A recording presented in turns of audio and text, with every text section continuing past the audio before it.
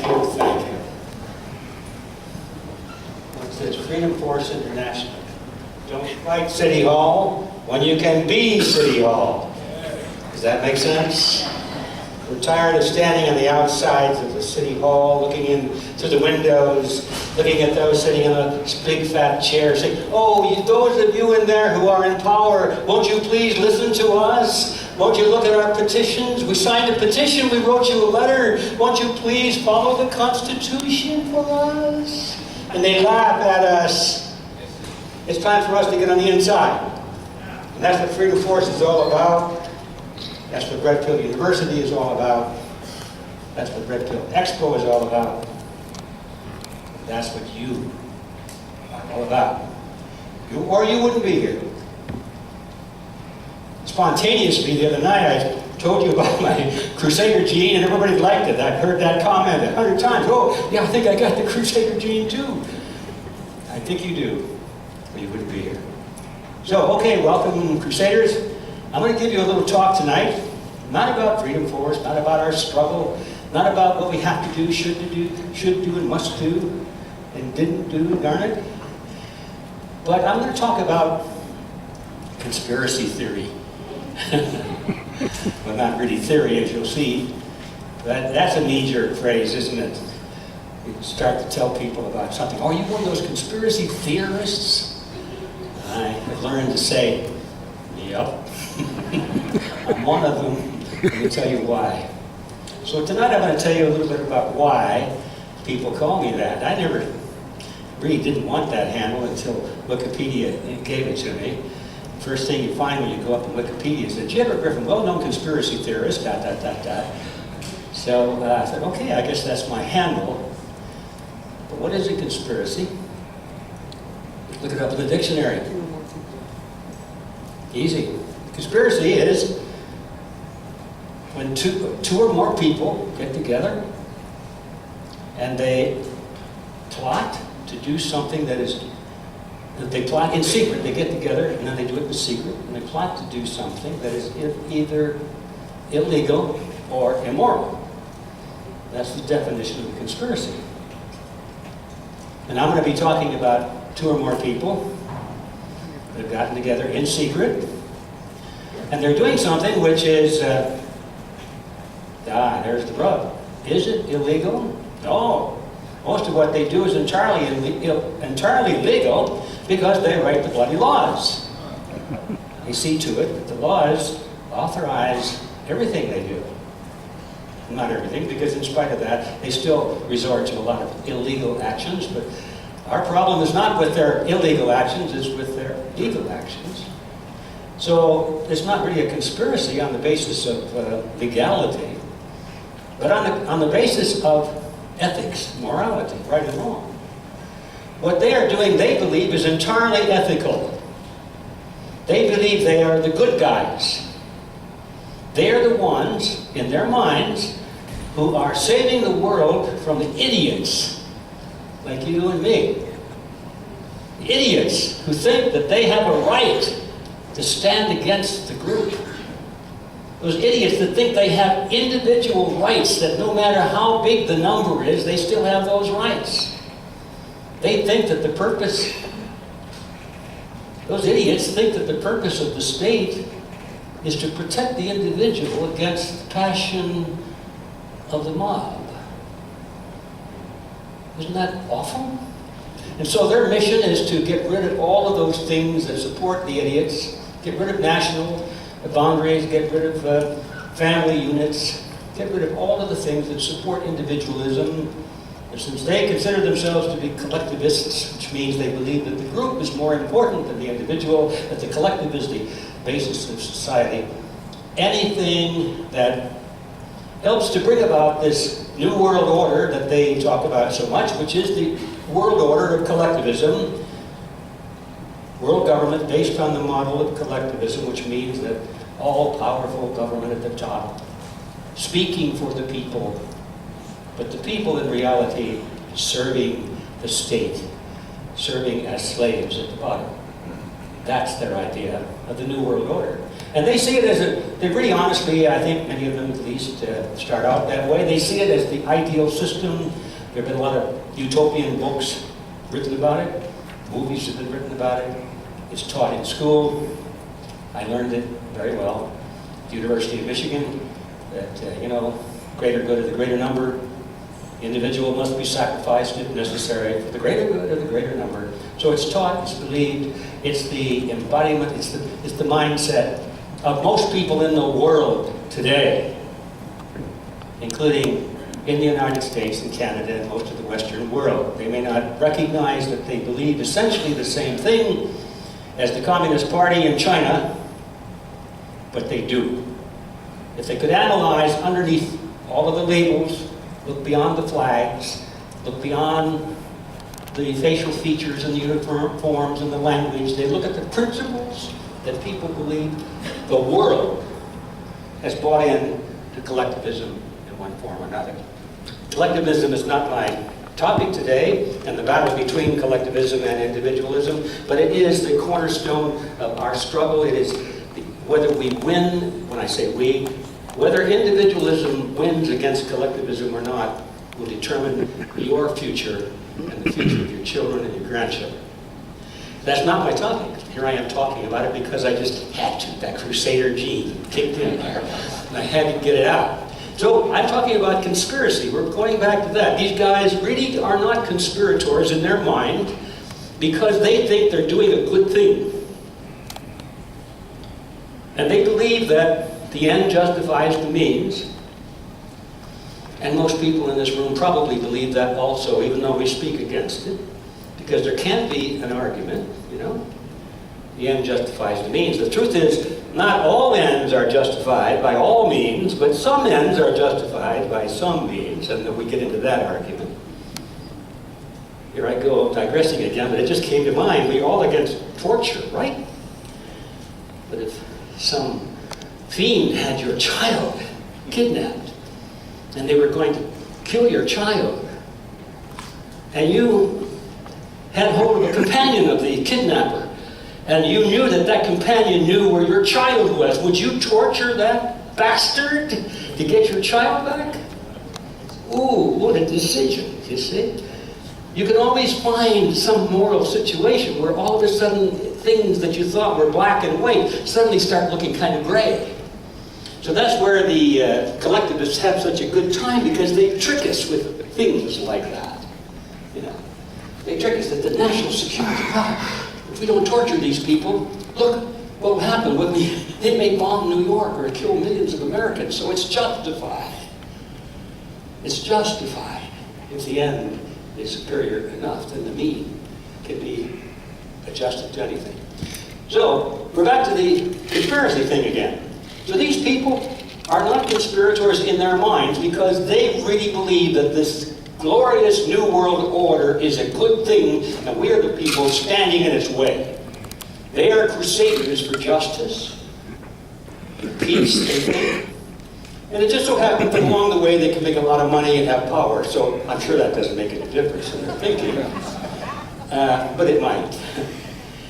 But in our minds, ladies and gentlemen, we who understand what they have planned for us to build their great utopian society, so-called, we know, I should say, that we will be subjected to slavery.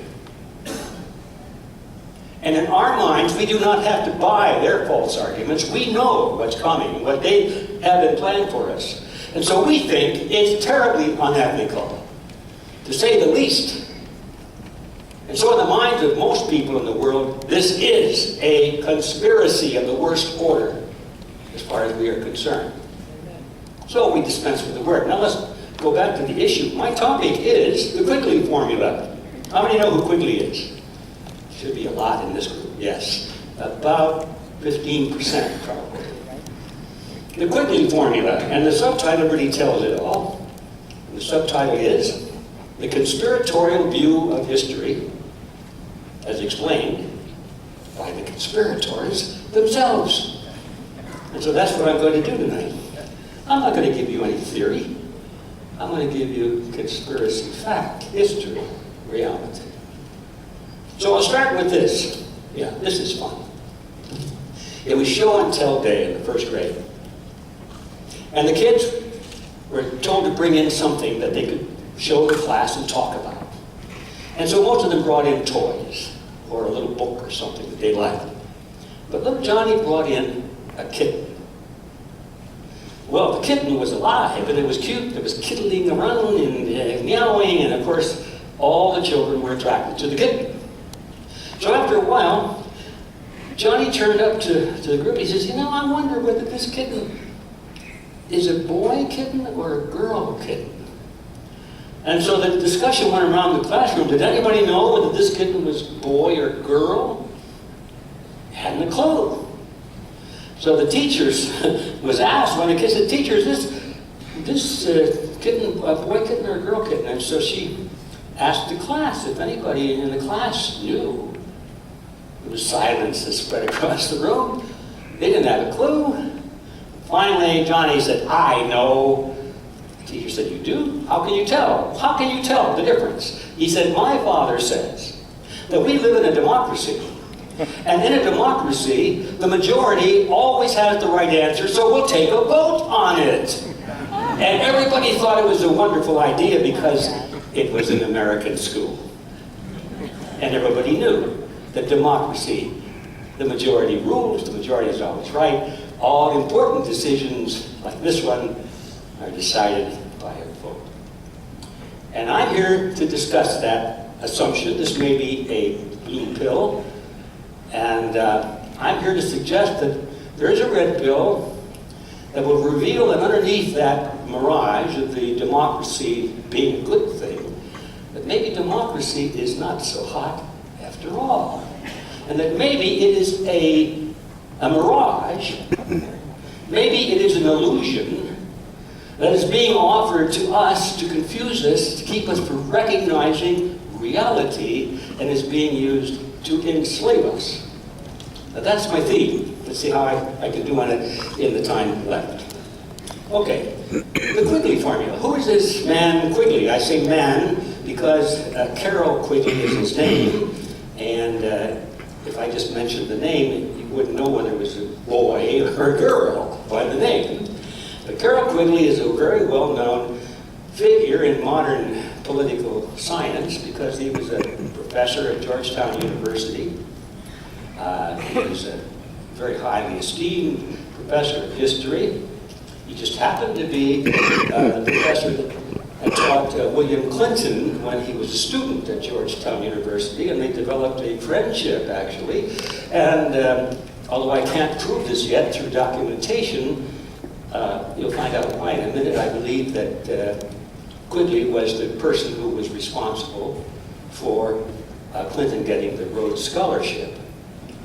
Now, Quigley is important for a lot of reasons, not just because he's a professor at Georgetown and written some books and all that, but because he was known as the official, well, the unofficial, I suppose, historian of one of the greatest conspiracies of all history. He wrote and documented the details of the origin, the growth, the development, and the existing reality of the most successful secret society that was ever created. He knew about it, although he was not a member of it. He had been invited into its inner circles and given access to the conspiracy's private papers. They wanted him to write their history. And who better than a professor of history at Georgetown University? And in his own writings, Professor Quigley said, "I had no aversion to this group at all. He admired what they were doing. He said, my only difference of opinion was that they wished to remain unknown. He thought that what they were doing was so important and so great that it really should be revealed to the world. And so instead of writing what was probably intended to be a private history book for this group, he wrote a book and had it published by Macmillan. Well, that was something else. It went out into the world.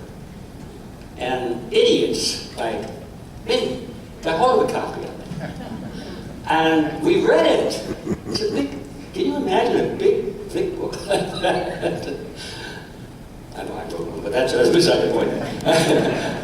This is even bigger than mine, 1,000 pages, small print, very boring reading, until you come to some passages where he said something that'll blow your mind. He said, did I really read that right? Then you go back and read it again, and I'll be reading some passages here in a moment, and say, by golly, he really did say that.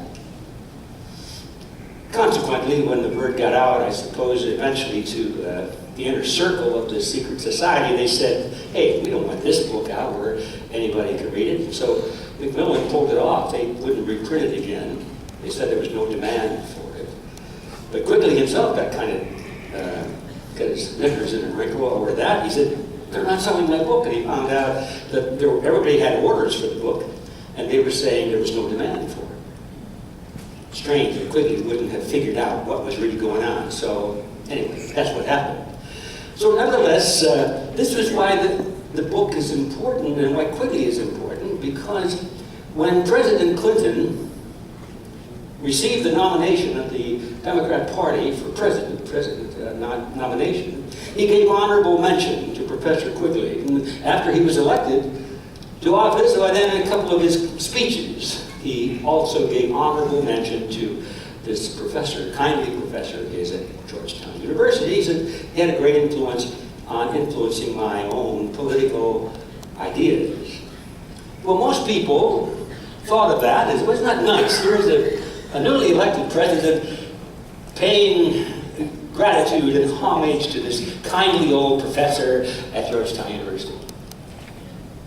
But the truth of the matter is that those who knew who Quigley was and why he had written the book, how he got access to those papers, and what he was saying, the history of this secret society, this conspiracy, which we'll be describing in great length here in a moment, those people, just the few, the elect, the informed ones, the aware ones, the illuminated ones, if we may say, they knew that it was code.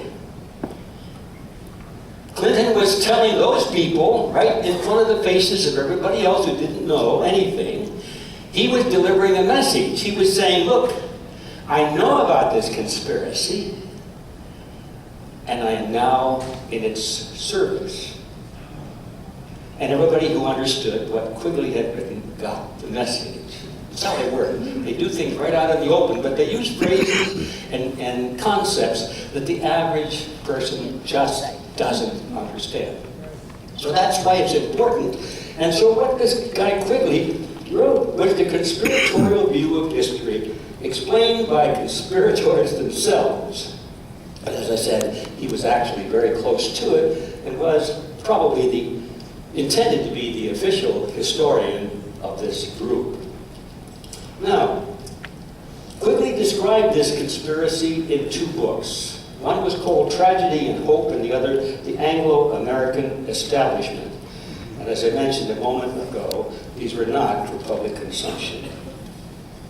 I'm going to summarize in my own words what this was all about. And then I'm going to go back in the time remaining and give you actual quotations to prove that my summary is accurate. If I didn't do that, you'd probably not believe that I was summarizing it correctly. First of all, this secret society was formed by Cecil Rhodes. Now, Cecil Rhodes was the Prime Minister of the Cape Colony of South Africa between 1890 and 1896.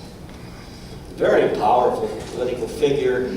Because of his cunning and influence, he was able to literally capture control of almost all of the natural resources of South Africa, all the mining resources. And just you can imagine how wealthy this man was. Most historians and encyclopedias refer to him as one of the most wealthy men in the world because of that. But what they don't tell you is that when he died, he did not donate that money to his family. He created a series of wills and gave it all to a secret society. And he described it in great detail. We know about it today because the will was administered by a gentleman by the name of William Stead. He was the administrator, and he wrote the book called The Last Will and Testament of C.J. Rhodes. And so we had that book also to draw from. And Stead himself was a member of the secret society. Now, the Rhodes Scholarship, by the way, was only one of those, it was formed by only one of those 5 wills, and it was the lesser of the group. And as you look at the whole thing in mass, you realize that the Rhodes Scholarship was nothing more than a recruiting funnel for the secret society.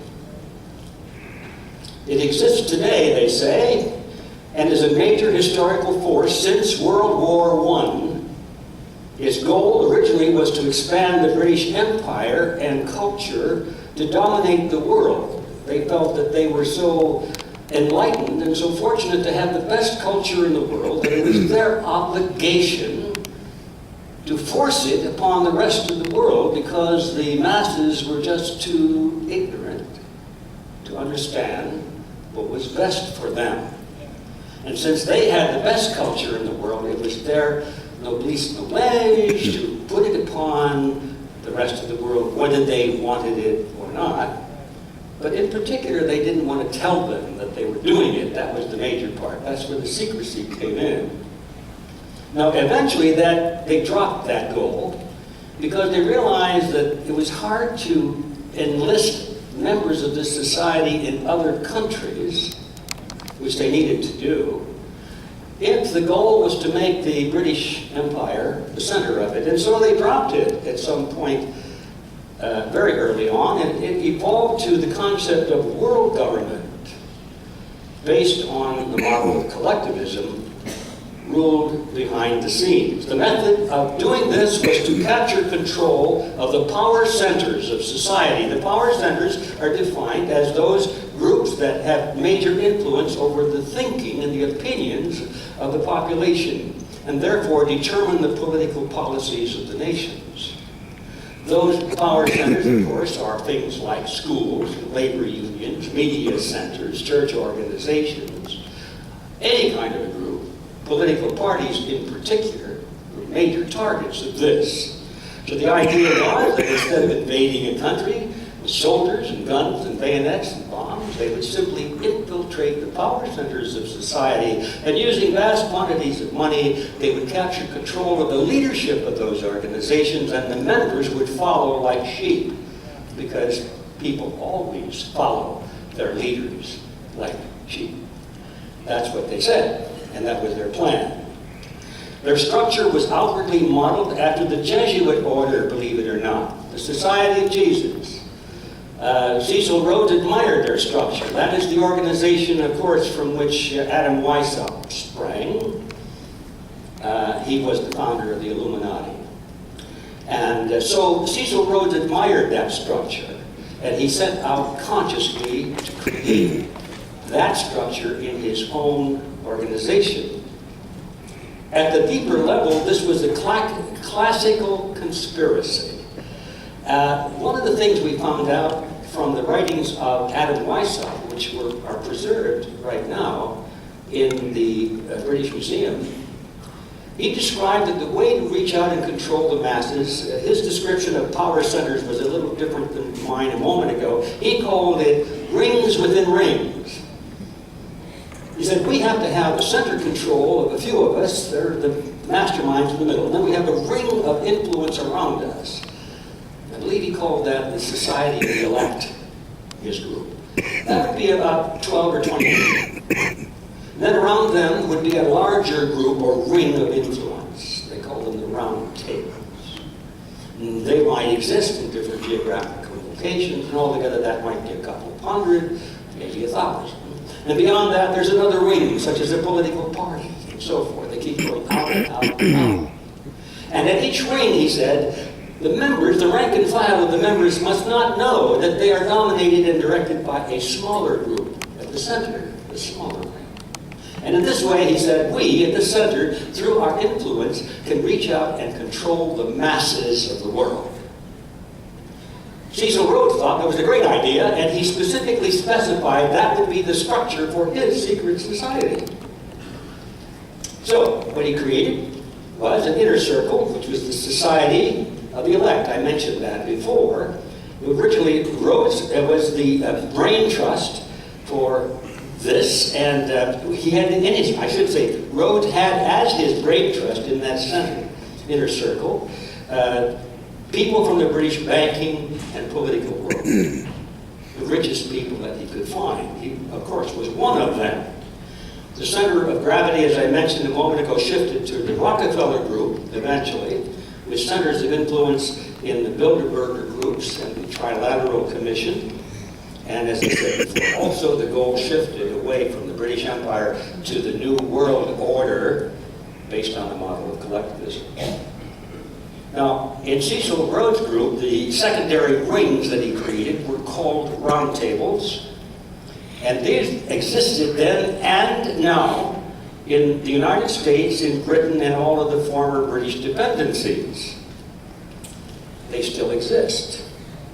And the tertiary rings outside of that were called front groups. That was their name for them, front groups. And these existed and exist in each country. In all of the countries which were former British dependencies, they were called the Royal Institute for International Affairs, which you can now find in the telephone directory, and you'll find that this is headquartered in London, called the Chatham House. And this was named after William Pitt. Why William Pitt? Because he was the first Earl of Chatham. Okay, and of course in the United States, it exists, the headquarters, it exists in what is called the Pratt House. In the United States, it's called the CFR, the Council on Foreign Relations. And why that's an interesting story. They decided that it was okay to have the Royal Institute for International Affairs in all the former British dependencies because in those areas, the idea of royalty is very strong, it's very positive. Americans didn't like the idea of having royalty, so you couldn't get away with that. So they changed the name. Everything else is the same. In America, it's called the Council on Foreign Relations. This means it went to the Pratt House. Pratt was Harold Pratt, an American oil magnate and director of Standard Oil Company of New Jersey. Had a few bucks. After 100 years of penetration into the power centers, this Rhodesian network, as I call it. Let me pause right there. Why do I call it the Rhodesian network? Is because it doesn't have a name. One of their policies, one of their decisions made by Cecil Rhodes was not to have a name. His reason was if you don't have a name, no one can talk about you. Simple. Of course, why didn't I think of that? So they didn't have a name. Even Quigley doesn't know what to call it. He calls it the group sometimes. And he doesn't know what to call it. He calls it the intergroup or the association. I call it the Rhodesian group, or the Rhodesian network. So at least it has a name. So this Rhodesian network, now after 100 years of penetration into the power centers of the world, is close to its final achievement of its goal, at least in the Western world. Now I said the Western world is not our topic today, but we must be aware that there is a similar movement based upon exactly the same principles, collectivism, all of the tactics, the ideals, the ideological foundation is exactly the same, and it's in countries aligned with Moscow, Peking, and other regions led by Leninists. The only difference between the Leninists and the Rhodesians is that they're in competition with each other. They believe exactly the same thing. This is the basis of the left versus the right, except on an international scale and its most inner core at the secret society level. The same idea that they struggle for control and domination. Now that's my summary. Now, in the time remaining, which is getting very close, you gotta be kidding. Well, it's 0. I'm going to give you just a sampling. I'm going to pull rank a little bit here.